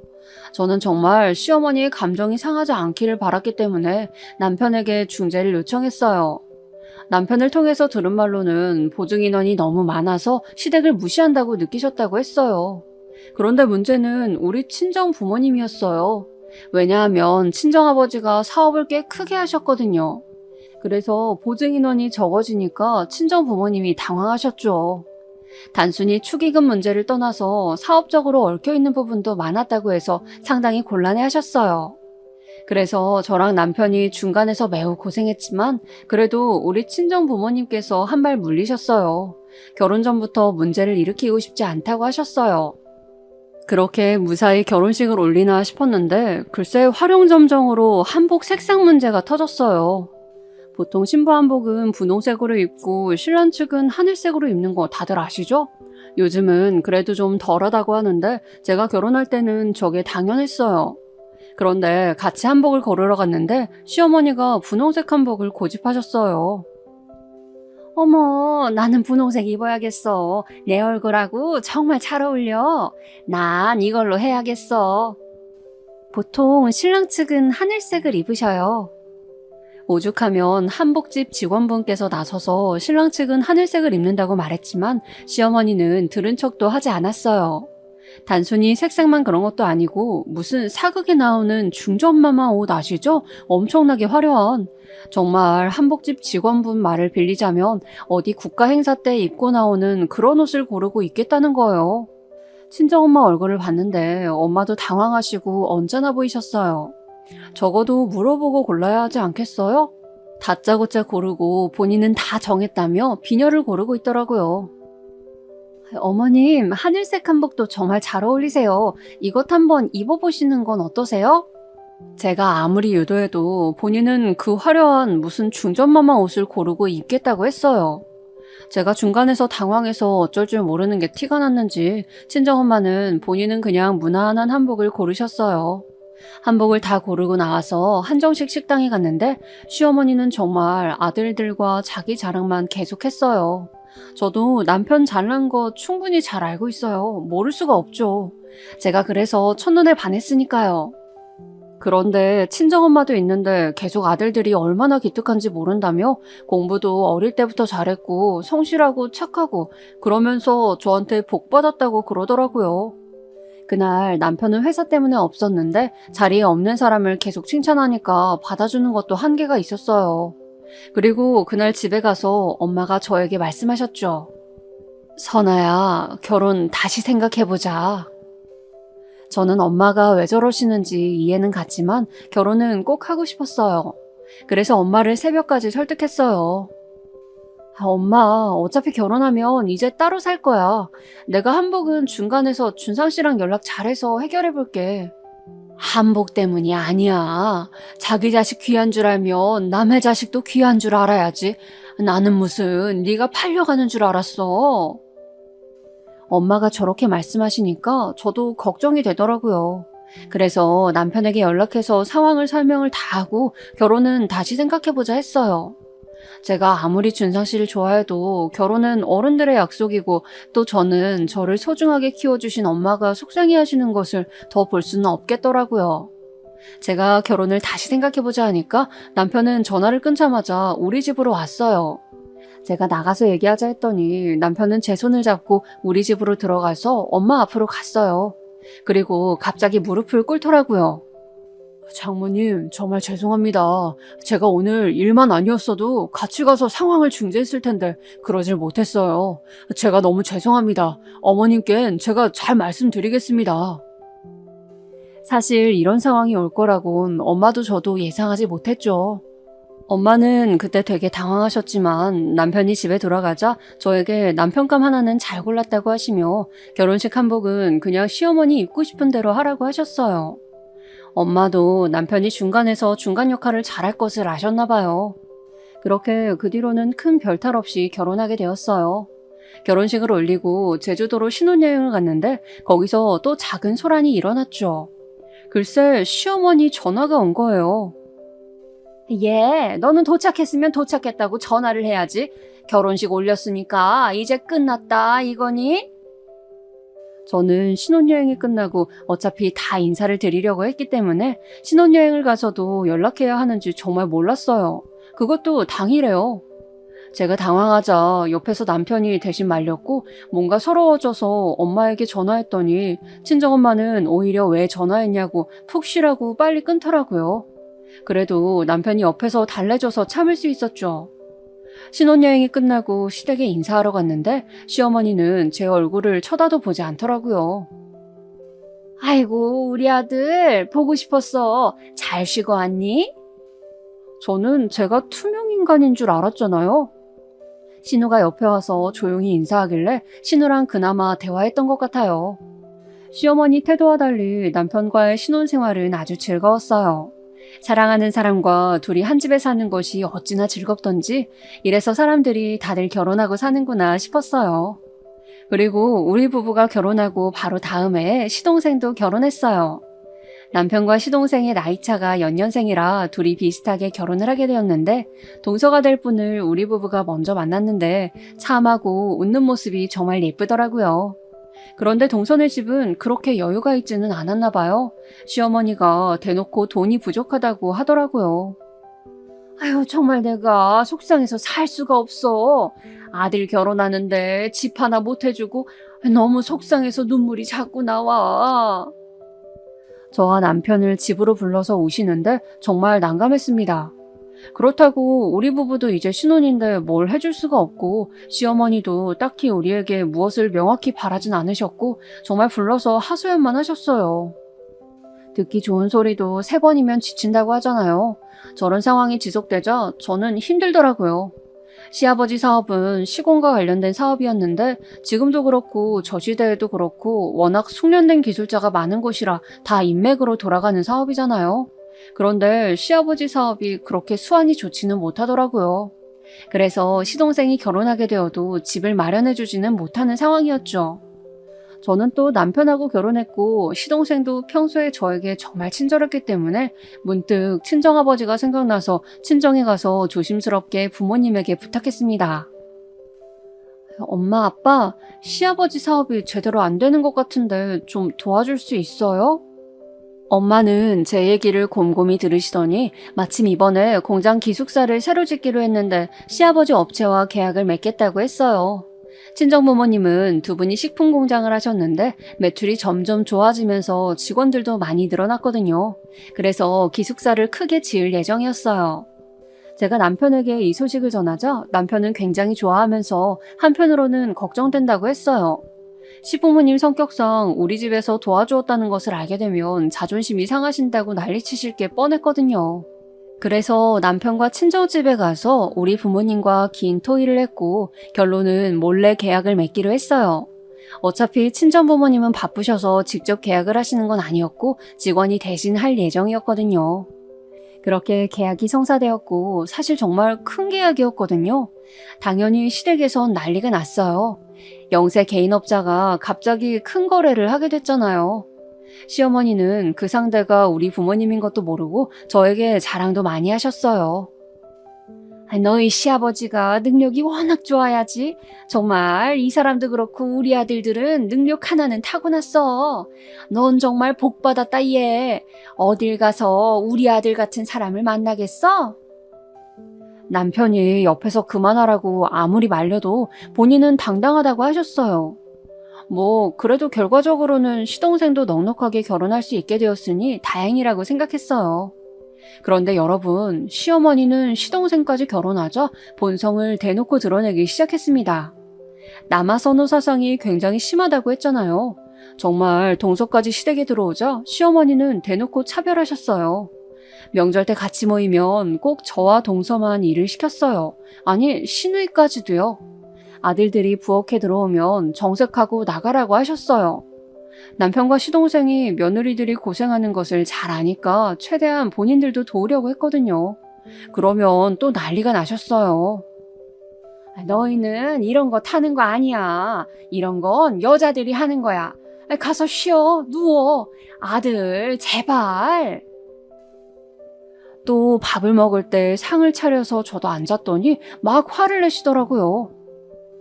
여자는 거기 앉는 건 아니야. 이리 와야지. 하시면서 저를 따로 부엌으로 부르더라고요. 그러면서 무슨 양푼을 가지고 오더니 대충 반찬을 다 넣고 그걸 비벼서 저와 동서 그리고 신우에게 먹으라고 숟가락을 꽂더라고요. 저는 정말 기가 막혔어요. 시어머니의 이런 만행은 저와 동서가 아이를 낳자 훨씬 심해졌습니다. 사실 시어머니는 동서의 집이 여유 있지 않으니 제가 느낄 정도로 무시를 했었어요. 그런데 저는 딸을 낳았고 동서는 아들을 낳았거든요. 완전히 대우가 달라져서 깜짝 놀랐답니다. 제 딸이 동서 아들보다 2살이 더 많은데 저희 딸은 돌잔치 때 아무것도 해주지 않았거든요. 그런데 손자 돌잔치 때는 직접 장소도 구하고 돌반지까지 사서 주더라고요. 아이를 낳은 직후 반응도 크게 달랐었지만 시어머니의 손자 사랑은 나이가 지날수록 더 심해졌어요. 제 딸아이 다영이는 생선을 되게 싫어하는데 손자 민준이는 생선을 정말 좋아하거든요. 그런데 다영이가 생선을 싫어하는 것은 다 이유가 있어요. 어릴 때 시어머니가 애들 밥을 먹이자고 하고 다영이와 민준이를 데려가서 밥을 먹이시더라고요. 저와 동서는 쉬고 있으래서 저는 내심 속으로 고마워했었는데 다영이는 그날 응급실에 가게 되었어요. 시어머니가 글쎄 민준이한테만 생선구이 가시를 다 발라주고 다영이는 발라주지 않아서 다영이가 생선뼈 발라놓은 것을 먹게 되었고 그대로 목에 가시가 박혀서 응급실에 갔어요. 아무리 그래도 손녀고 자기 첫째 아들의 자식인데 차별이 정말 심하더라고요. 그 뒤로 다영이는 생선만 보면 기겁을 해서 우리 집에서나 친정에선 생선을 일부러 먹지 않았어요. 그런데 시어머니는 꼭 명절이나 생일이나 시댁에 갈 일이 있으면 생선구이를 해놓더라고요. 이외에도 다영이가 인사하면 모른 척하거나 잘 받아주지도 않고 민준이가 인사하면 난리가 났어요. 아이고, 우리 손자 왔어? 우리 소중하고 귀중한 우리 손자. 할머니 보러 온 거야. 다영이가 인사하면 받아주지도 않더니 민준이가 인사하면 저러는 게 정말 같은 어른이지만 정말 불편했어요. 또 저는 다영이가 공부를 조금 못하더라도 정직하고 다정한 사람이 되길 바랐거든요. 이건 남편의 교육 철학도 똑같아요.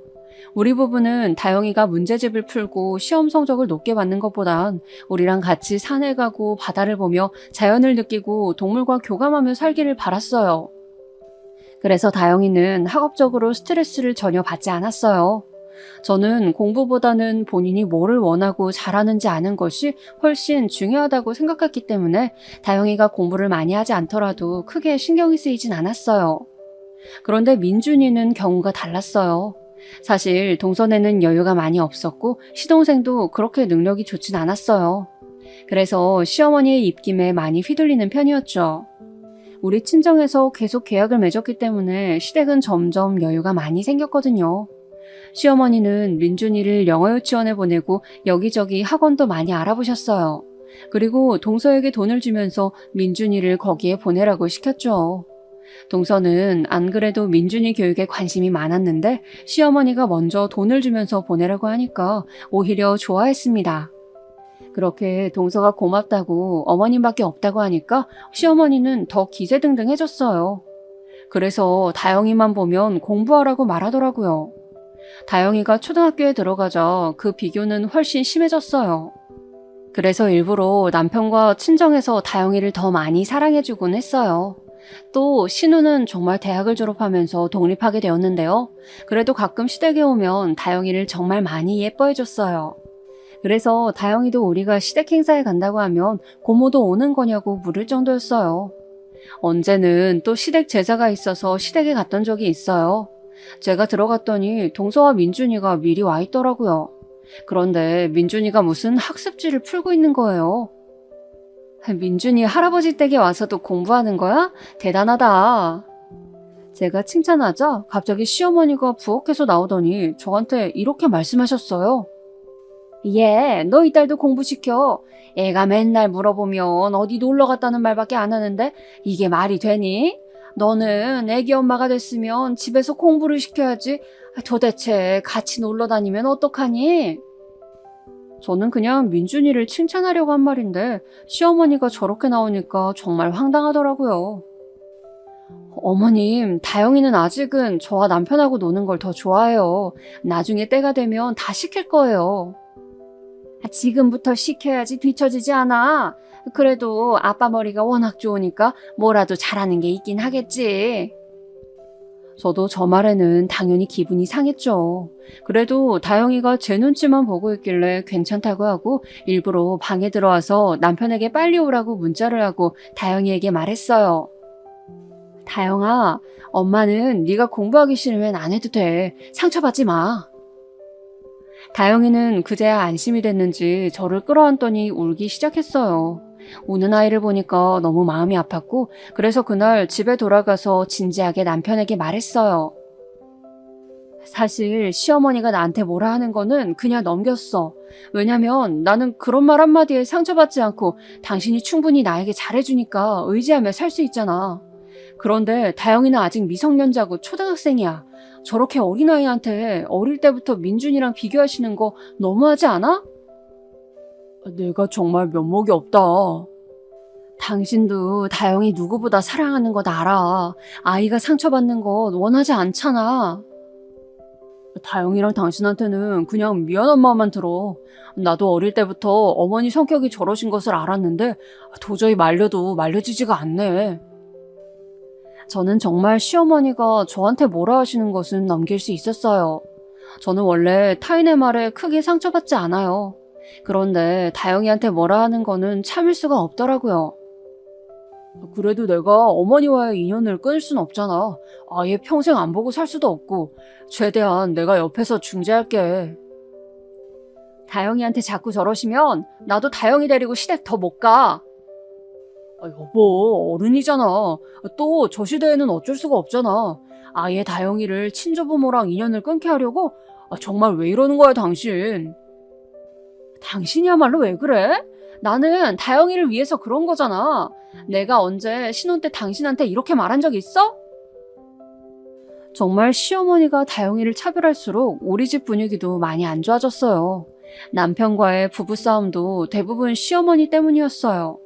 아니, 시어머니만 아니면 우리는 싸울 일이 없었어요. 다영이도 시댁에 간다고 하면 어느 순간 심하게 불편해하고 밥도 잘 먹지 않았어요. 아이가 계속 불편해하자 남편은 어머니에게 그러지 마시라고 말을 직접적으로 하긴 했지만 도저히 손자 사랑은 말릴 수가 없었어요.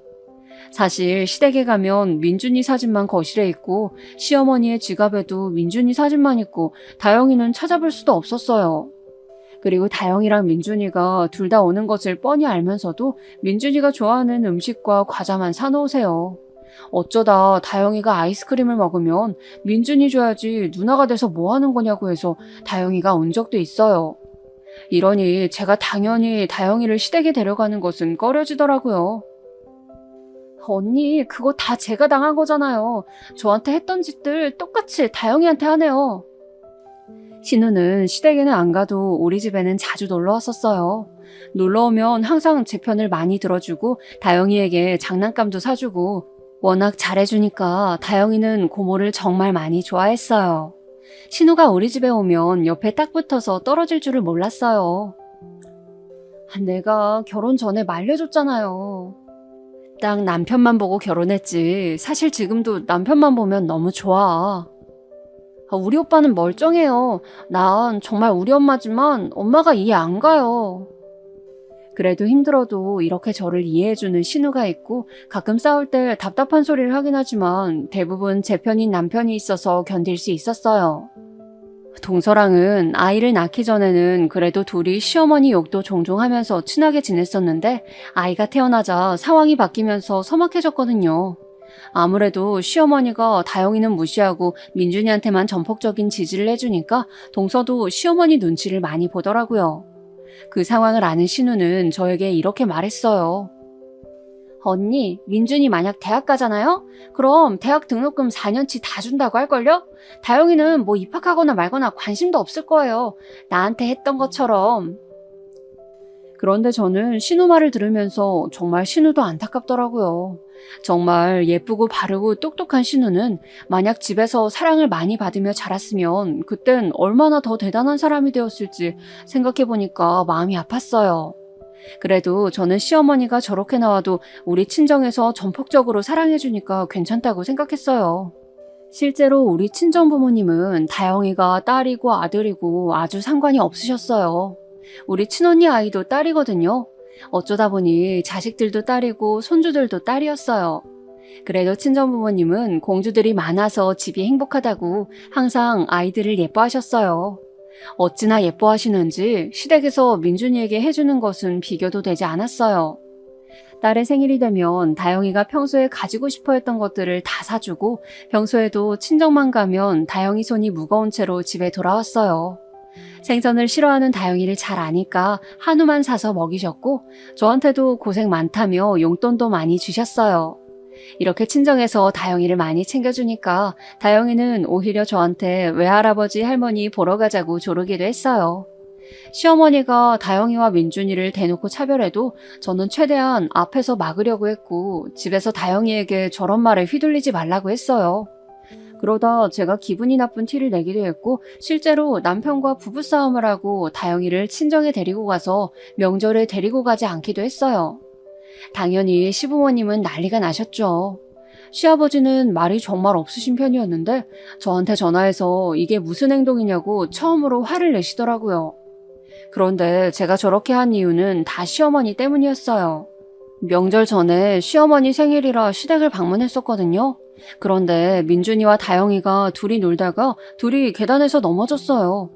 정말 다행히 크게 다치진 않았지만 상식적으로 아이들이 넘어지면 당연히 둘 다 챙겨야 하는 거 아닌가요?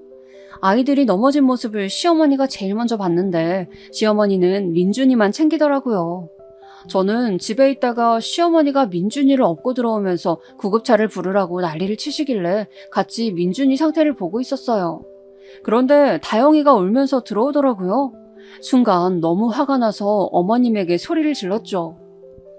어머니, 다영이도 다쳤잖아요. 너 지금 나한테 소리 질렀니? 이게 어디 버르장머리 없이 행동해? 아니, 다영이도 손녀잖아요. 아이가 다쳤는데 민준이만 데리고 오셨어요? 저는 정말 속상하고 어이가 없고 화가 나서 따졌어요. 그런데 어머님은 오히려 당당하더라고요. 민준이 다친 것만 걱정하고 연고 꺼내고 난리치길래 제 딸은 제가 지켜야 하니까 다영이를 데리고 택시 타고 집으로 왔죠. 남편에게 전화해서 생일이고 나발이고 네 딸은 네가 지키라고 했더니 놀라서 달려오더라고요. 시어머니가 전화를 정말 많이 했지만 무시했고 집으로 돌아왔는데 남편이 저한테 그러더라고요. 여보, 화난 건 내가 정말 이해해. 나였어도 화가 났을 거야. 그래도 어머니 생신이었잖아. 자기가 아랫사람이니까 먼저 죄송하다고 해주라. 제발 나를 봐서라도. 지금 무슨 소리를 하는 거야? 당신 지금 제정신이야? 다른 날도 아니고 생신이었잖아. 내가 제사였으면 이런 소리 안 해. 결국 남편과 저는 한바탕 싸우게 되었고 저는 명절에 다영이를 데리고 친정에 갔어요. 다영이는 외가에서 계속 있겠다고 하니까 정말 좋아했어요. 시부모님이 난리 나고 남편도 난리 났지만 저는 절대 굽힐 생각이 없었어요. 그런데 다른 사람도 아니고 시동생에게 연락이 왔어요. 형수님, 얘기 들었어요. 사실 제가 나서는 게 맞나 싶어요. 그래도 그냥 죄송하다는 말 드리려고요. 시동생은 저에게 정말 진솔하게 사과를 했어요. 사실 시동생이 잘못한 것은 없잖아요. 그래도 사과하고 동서도 연락 와서 형님 정말 당황했을 거라고 이해한다고 하길래 다른 사람들은 무슨 잘못인가 했죠. 신우야 뭐 명절에 안 온 지 너무 오래되었으니 상관이 없었지만요. 제가 저 사건을 말하니까 신우는 그럴 줄 알았다며 본인 어릴 때도 그랬다고 하더라고요. 그리고 시간이 지나자 남편도 저한테 무조건 잘못했다고 빌길래 마지막 날 시댁에 갔어요. 제가 먼저 시어머니에게 인사하자 마지못해 인사를 받더라고요. 그렇게 서로 형식상 미안하다 하고 사건은 마무리가 되었어요. 이 뒤로 서먹하게 지내다가 남편이 어느 날 저한테 말을 꺼냈어요. 민준이가 곧 생일이라네. 호텔에서 식사하자고 하는데 갈 거지? 누가 추진하는 거야? 어머니, 여보 불편하면 내가 중간에서 말해볼게. 저는 시모 생일이면 가지 않으려고 했지만 시동생과 동서 생각하고 가기로 결정했어요. 무려 5성급 호텔을 빌려서 생일 파티를 하더라고요. 다행히 거기선 별탈이 없었어요. 그리고 민준이 생일이 지나고 다영이 생일이 다가왔어요. 저는 민준이 생일 때는 호텔에서 생일 파티를 했는데 다영이 생일은 그냥 지나갈 게 뻔해서 친정에 말했어요. 친정 부모님께선 민준이 생일 파티를 한 곳보다 훨씬 좋은 호텔로 장소를 잡으셨어요. 왜냐하면 그날은 다영이의 10번째 생일이었거든요. 워낙 친정에서 다영이를 예뻐하셔서 생일 파티를 크게 열게 되었어요. 저는 다영이가 이렇게 사랑받고 사는 것을 시어머니에게 보여주려고 일부러 초대했습니다. 그렇게 다영이의 생일 파티를 하게 되었고 신우도 초대했어요. 신우는 다른 날도 아니고 다영이 생일이라면 당연히 와야 한다고 와주었어요. 그렇게 온 가족을 불러서 호화롭게 생일 파티를 진행했어요. 그런데 정말 시어머니는 밉상이었는데 다른 사람들 다 선물을 사왔는데 시부모님만 안 사왔더라고요. 제가 뭐 엄청 대단한 선물을 바란 것도 아니에요. 그냥 성의 표시로 몇만 원짜리 장난감 정도를 사오길 바랐어요. 민준이 때처럼 호화롭게 생일 파티를 열어달라는 것도 아니었잖아요. 그런데 장난감도 없이 빈손으로 와서 표정도 좋지 않길래 괜히 불렀나 싶었습니다. 그래도 좋은 날이니까 드레스를 입은 다영이 머리에 왕관도 없고 사진도 많이 찍었어요. 평소에 가지고 싶어 했던 고가의 선물은 친정부모님께서 해주셔서 다영이가 정말 행복해했어요. 그렇게 저는 화장실에 다녀왔는데 분위기가 이상한 거예요. 뭐지 싶어서 들어갔는데 친정아버지가 얼굴이 새빨개진 채로 화를 내시고 계셨어요. 아버지가 웬만한 일에 동요하시는 성격이 전혀 아니세요. 그런데 그렇게 사랑하는 소녀딸 생일 파티에서 저렇게 화가 나시다니 왜 그런지 물어보려고 다가갔습니다. 친정아버지가 노려보고 계신 쪽은 바로 시어머니였어요. 저는 또 저 인간이 무슨 막말을 했길래 그러나 싶었어요. 당신 회사 먹여 살린 거래처 사장이 나야. 이제 나는 당신네 집안 회사랑 거래 안 해. 우리 딸이 부탁해서 실력도 안 좋은 곳에 맡겼더니 뭐? 태어난 게 죄? 애한테 그게 할 소리입니까? 저는 정말 내용에 깜짝 놀랐어요. 아니, 애한테 태어난 게 죄라뇨? 그것도 생일 파티에서요. 다영이를 보니까 신우 품에 안겨서 울고 있더라고요. 시어머니는 당황해서 오해라고 하는데 오해는 무슨 오해겠어요. 인성이 그대로 나온 거죠. 저도 화가 나서 따졌어요. 어머니 정말 가지가지 하시네요. 원래 그런 것은 알았지만 그래도 그렇게 사랑하는 첫째 아들 자식인데 너무하시네요. 애한테 할 말이 있고 못할 말이 있잖아요. 저는 정말 너무 속상해서 눈물이 저절로 나오더라고요.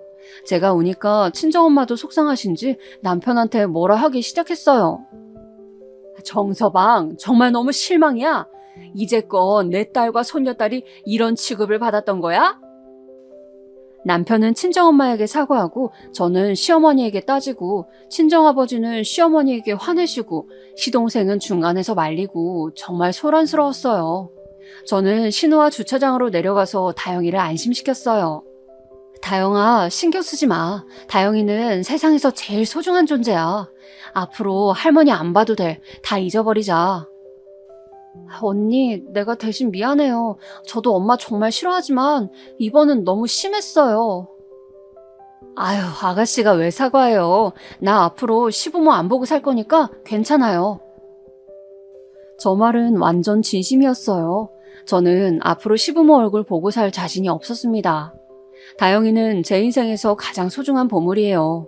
내 새끼한테 저런 소리를 하는데 어떻게 보고 살겠어요? 시간이 지나고 시동생이 친정부모님을 데리고 나왔어요. 저보고 형수님 정말 죄송하다는데 진짜 속이 말도 아니었어요. 다른 날도 아니고 다영이 생일 파티였잖아요. 친정부모님도 너무 화가 나셨는지 거래 끊고 인연도 끊으라고 했어요. 친정엄마는 속상하신지 오래 우셨어요. 이제껏 이런 취급을 당했었냐고 제 손을 잡고 우시는데 저도 그동안 참은 게 후회되기 시작했어요. 남편도 뒤늦게 내려와서 저에게 앞으로 자기가 부모 안 보고 살겠다고 하더라고요. 남편은 우리 부모님에게도 정말 죄송하다고 몇 번이고 사과를 했어요.